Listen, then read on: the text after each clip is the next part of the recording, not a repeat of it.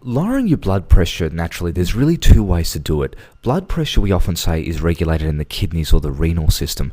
But first of all, why is blood pressure important? Well, for one, people don't like varicose veins. That's a big one. There's all sorts of unwholesome, unsightly side effects of having blood that can't be pumped. Now, blood can be too thick or too thin. And as you know, in Western scientific testing, well, it's not so strictly regulated as we think of it in natural health. But for blood to be pumped, your veins have to open, they have to close. They have to open, then they have to close again.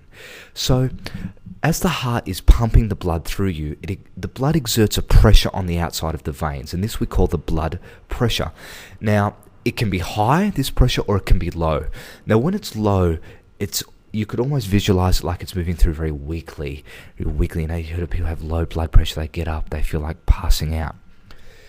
The most common complaint out of those two by far is the high blood pressure. Now, why do people get high blood pressure and what does it do? Most importantly, what does it do? When the blood pressure is high, that force on the outside of the veins shows that the blood is possibly thicker and the heart is working harder to pump it through. Now, your blood could be thicker and increasing this blood pressure for two reasons. One,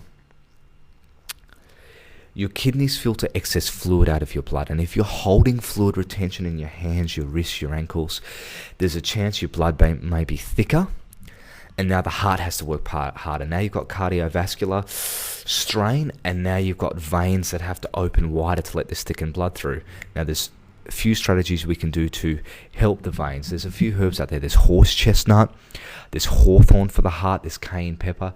We sell a wonderful product called Brain and Circulation Mix. We also sell something called Liver Mix, which helps filters out the second thing that can increase the thickness of your blood, which is cholesterol. You get cholesterol in meat.